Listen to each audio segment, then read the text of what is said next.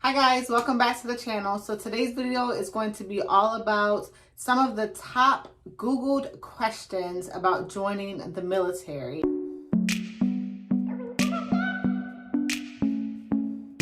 She doesn't really sleep long during the day. The lights on, kids are making noise. Is she high?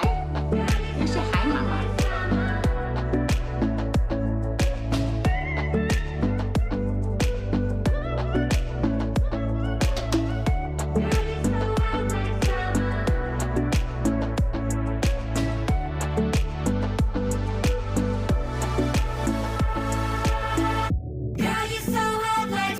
So, fun fact, I actually really love flight attendant videos. I was getting out of the military and going to be a flight attendant.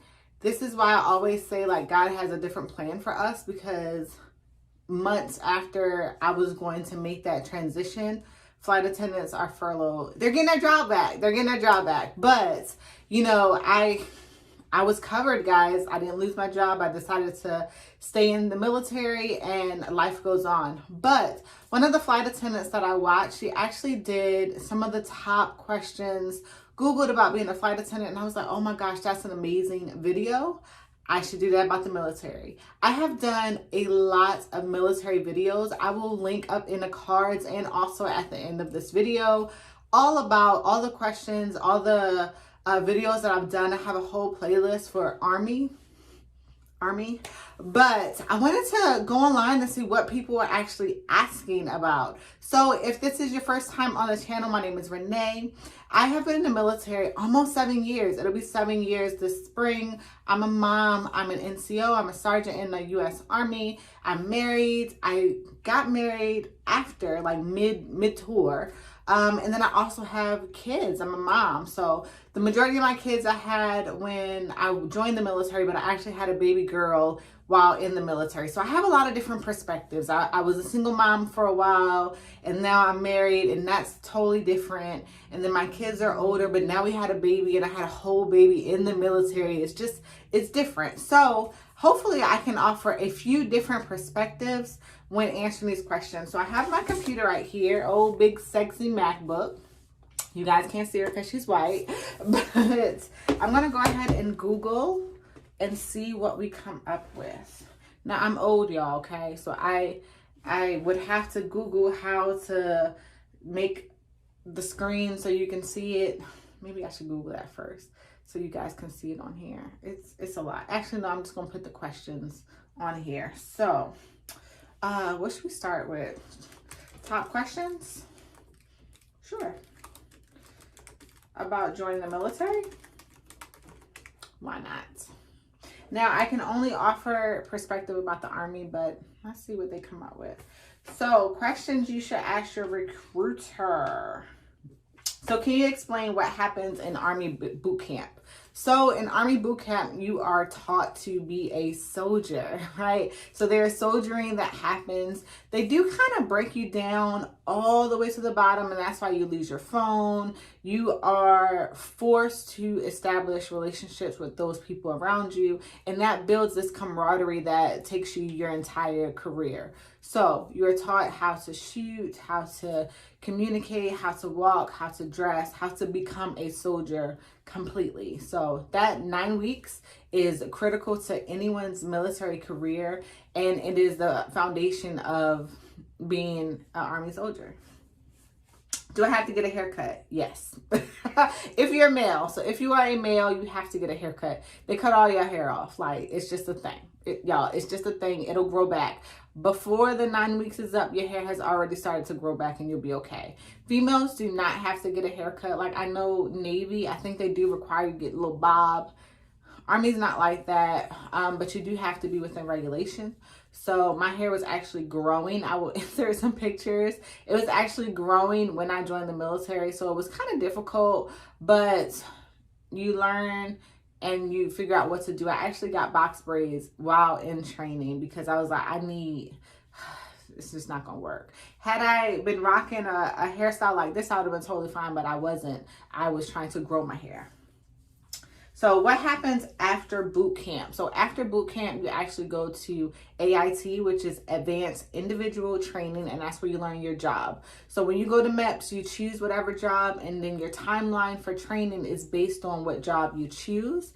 And you actually go to AIT once you graduate from basic training, and you learn to be whatever your job is. I'm a 68 Whiskey, I'm a medic. So I went and I learned to become a medic.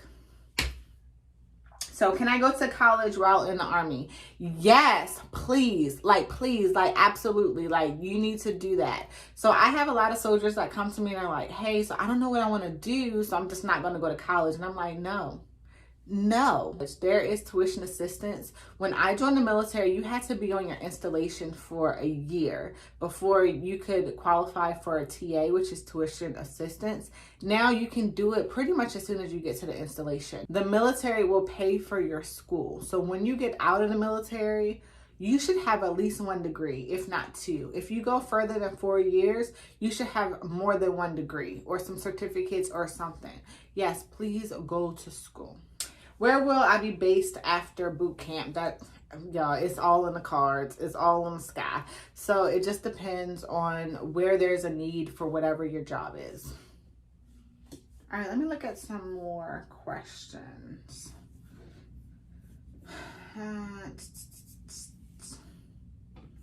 All right, let's do this. Frequently asked questions on today's military. So what are the requirements for joining the military? So I want to say you just have to be 18. You have to have a high school diploma or equivalent, and you have to pass the ASVAB test. The ASVAB is going to say what jobs you qualify for, but that's it, guys. You do have to be a U.S. citizen, or you are able to join without being a citizen. I know I saw that question as well. You are able to join without being a citizen, but there's a different process for that. Are there shorter enlistment commitments available? So I think the standard is 4 years, which is what I took in the beginning. I know a couple people have taken 6 years, and then there's a point in your career where you become indefinite, so you just take whatever is left. But the basic commitment for the military is 4 years. Does having a criminal record disqualify a potential recruit? It depends on what your record is for. So I would say talk to a recruiter about that. Also, when getting tattoos when you're younger, you want to make sure there's no gang affiliations or anything crazy like that, because that will hinder you from joining the military. If a candidate has children, can he or she still enlist? So yes, I have a lot of videos about that. I will link them down below. You having a child will not stop you. It might stop the type of enlistment that you do. You may have to do reserves. Some branches are taking single parents, some are not. So you just have to do your research, okay? Let's see. Let's go down and answer some of these. What is the pay for military jobs? So that changes every year. It's based on how long you've been in and what your pay grade is. So even when I joined as a private, what I made from the military was more than what I made as a manager in the civilian world. So the military pay is actually decent, but when you do per hour, it ain't, okay? It's not that much. Sometimes I work 24-hour shifts. So it's not a per hour thing, it's a salary thing, but it is that stability that will set you up for your family for success, right?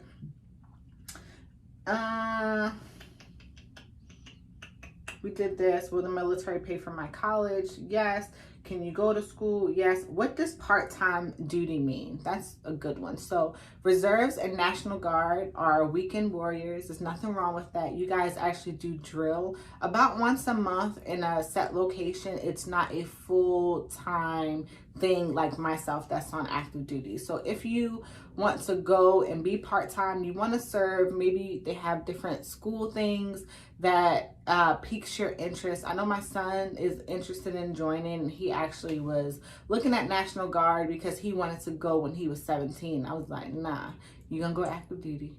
Going part-time don't make sense, not for this house, but it does make sense for some people. How can a young person learn what job might be good for him or her?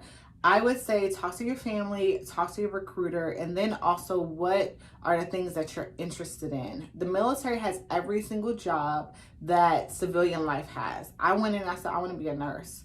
At the time, I couldn't go straight into nursing, which is 68 Charlie is LPN, but it actually worked out because now I'm a paramedic and my credentials are more than what it would have been if I went in as a 68 Charlie. So again, everything happens for a reason, but you want to go in with the idea, and then that will make you study harder for the ASVAB. There's so many different practice tests out there, guys.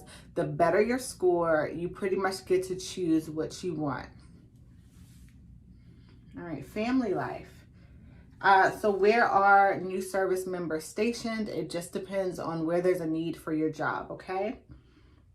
Are new recruits shipped off right away? So it depends, right? When I went, I did not leave for maybe 6 weeks, but that's because there was not any classes that started for a medic, so I had to wait. But there are people that go, they choose their job, and they leave like in the next couple of days. It really just depends on that timeline that you go and when they have slots available in the pipeline that will work best for your training.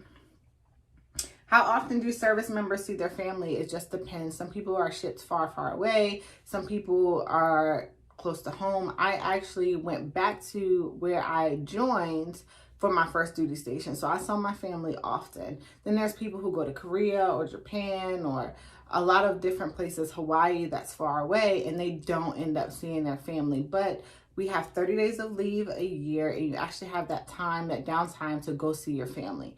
And your family can come visit you. It's not a thing where you always have to go visit your family. They can come visit you too. How do service members stay in touch?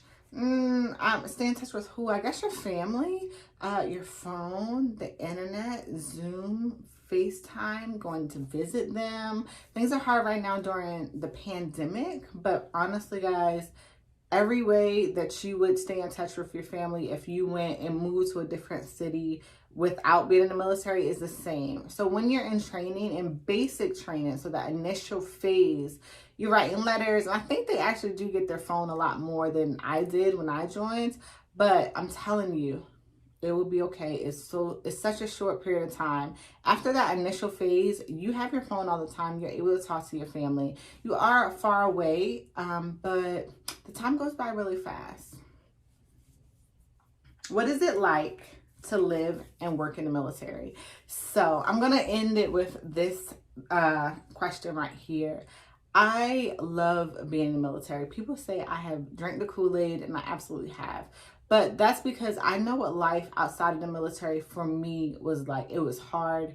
I was a single mother. I was working a job that I hated. There was no progress. I couldn't get far because the people that I worked for wanted me to stay where I was at. I was good where I was at. So why would I ever progress? The military allowed me to give my children and myself stability that I wasn't able to give them before. And I established a confidence in myself and my work ethic and who I am that I never would have had before. So the military is a job. You are going to work. You are going to work hard, but it also is extremely rewarding, and you get out of it what you put in. So I hope this video was helpful for you guys. I do a combination of military videos and also vlogs and mommy content. So please, I would love for you to join the family.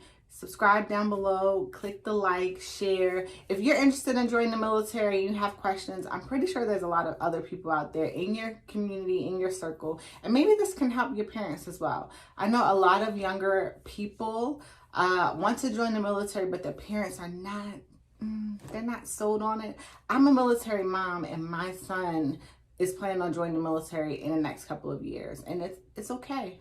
You know, it's okay. So maybe this is going to help them ease their mind and answer some questions that they have. It's not for everyone, but the people that it's for, it really does good things. So thank you guys so much for watching. My name is Renee, and I will see you in the next video and or vlog. Bye.